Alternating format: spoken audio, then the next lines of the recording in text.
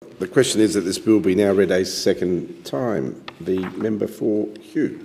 Thank you, Deputy Speaker. I'm pleased to follow on the member for Fowler and his support for this bill, and I acknowledge his support for our police force and the officers that wear the uniform every day, that go out there and keep our communities safe.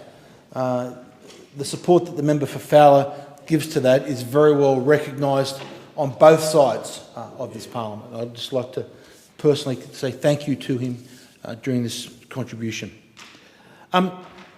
Deputy Speaker, the entire purpose of the proceeds of crime legislation is that we want those that are thinking about getting involved in criminal activity for a profit to rethink, to think that you cannot obtain wealth, you cannot obtain the things that are great in a free market society by engaging in illegal activity. We want those criminals to use their entrepreneurial skills to add real wealth to the economy and engage in legitimate business activities. And if they do so, Deputy Speaker, and whatever wealth that they accumulate, we say good on them. But if they think that they can accumulate wealth through illegal activities, Deputy Speaker, this is what this legislation is aimed to prevent and to stop. Now, this bill has a few special ranges of measures which we need to address. Firstly, these amendments become necessary because they are done in response to developments of recent cases where there have been found to be some weakness or some loopholes in the legislation which we are tightening. Firstly, they are to align the Commonwealth Unexplained Wealth regime with other types of orders in the Act to ensure that it covers situations in which the wealth is derived or realised directly or indirectly from certain offences. It is to clarify that property becomes proceeds or an instrument of an offence under the Act when the proceeds or an instrument are used to improve the property or discharge an incumbent's security or liability incurred in relation to that property, and to clarify that the property or wealth will only be lawfully acquired in situations where property or wealth is not the proceeds or the instrument of an offence. So I'm glad this bill has support across the Parliament, Deputy Speaker. And there's a few particular areas of criminal activity that I also think this Parliament needs to look at more closely, and to ensure that we have the right legislative response to them. And the first one, Deputy Speaker, is in respect of illegal tobacco. Now, there is only a market for illegal tobacco because of government legislation putting very heavy taxes on that tobacco. For example, I was passing through Dubai Airport last year on a delegation, and in the duty-free section of Dubai Airport, there was Benson & Hedges cigarettes on sale. And firstly, I'm not a smoker, Deputy Speaker. I clarify, I'm the most probably rabid anti-smoker you could find in this Parliament. The smell of cigarettes I can pick up from 100 yards away, and I find it offensive. It affects my nasal passages. So when it comes to anti-smoking, I think I'm the most anti-smoker. But I was just keen to see the price of what those cigarettes actually were that I could buy for in duty-free. And a packet of Benson & Hedges in 3 cartons, I worked out was the equivalent of $1.67 Australian. So that's the retail price in a duty-free shop. Yes, admittedly it was on special, but $1.67. Now, we are putting legislation on which is bipartisan legislation. It's supported by both major parties in this Parliament to increase the rate of taxation on cigarettes as an attempt to drive down the rate of smoking because of the harm smoking does. But in doing so, we are going to raise the price, the retail price of that packet of Benson & Hedges for $40.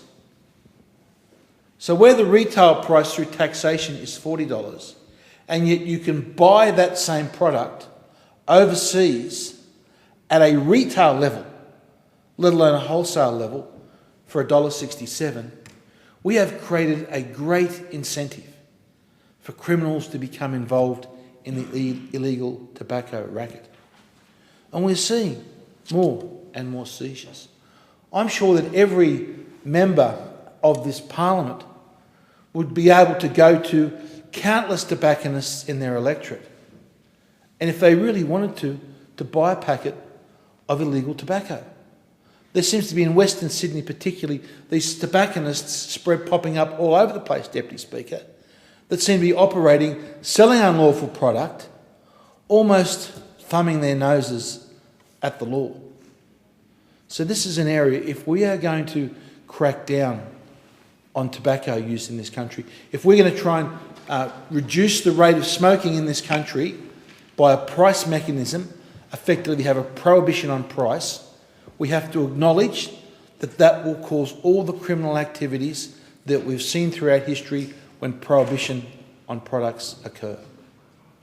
So we need to think very carefully, Deputy Speaker, on this issue of illegal tobacco, how we're going to tackle it, the law enforcement activities that we're going to need in this area, and one of those is the most important, is the proceeds of crime.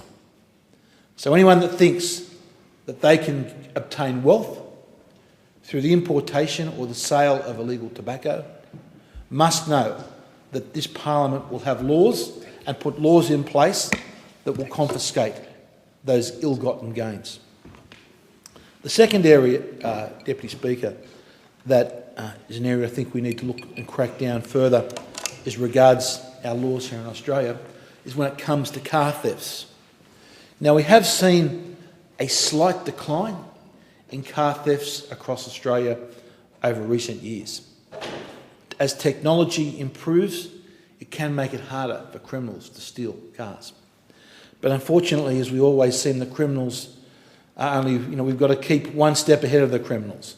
We've seen in places in Melbourne, Deputy Speaker, where a modus operandi of car thieves is to break into people's house, take the keys, which people often leave it somewhere near the front entrance or on a console at the front or at the front foyer to the house, take those keys when the people are home and go and steal the car. And people have actually been erecting bollards.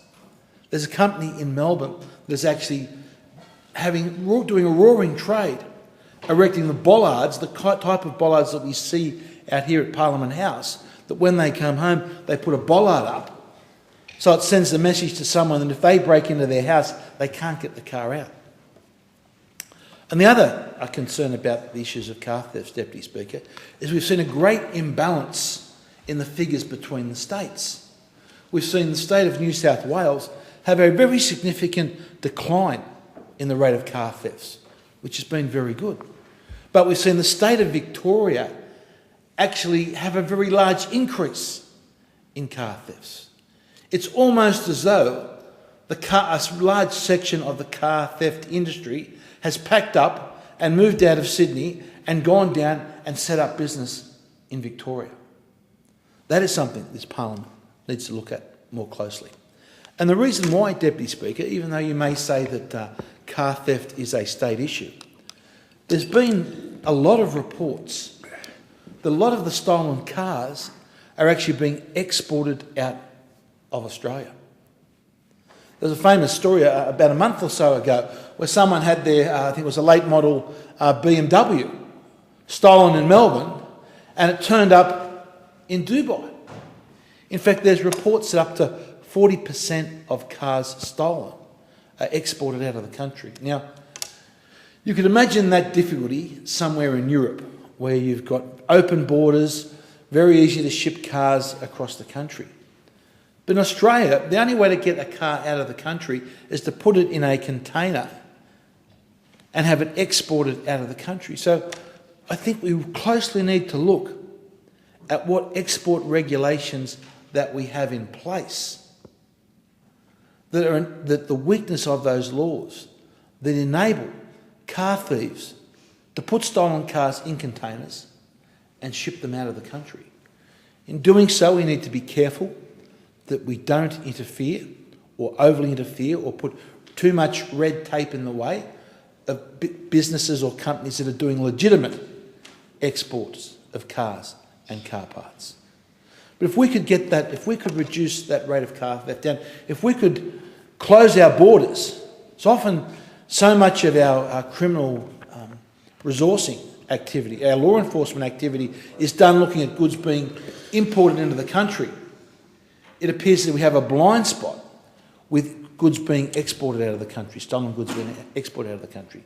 So I think it's very important that this Parliament looks at what we can do in this space to tighten up those export regulations as far as the export of stolen cars are, to help our state law enforcement agencies to crack down and to reduce the number of car thefts. Because if we can reduce the number of car thefts in this country, we can reduce insurance premiums. If we're doing that, we're effectively putting money back in the motorist's pocket. Now, if we could get that car thefts down substantially, we'd see a substantial reduction in premiums for car thefts coming down. And at all this times, Deputy Speaker, at times, every household is under cost of living pressures today.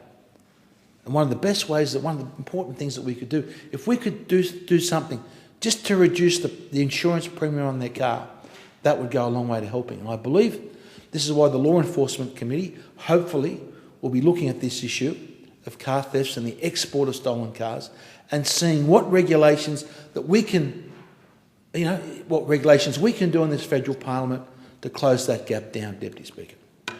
And of course, the car thefts also, the proceeds of crime.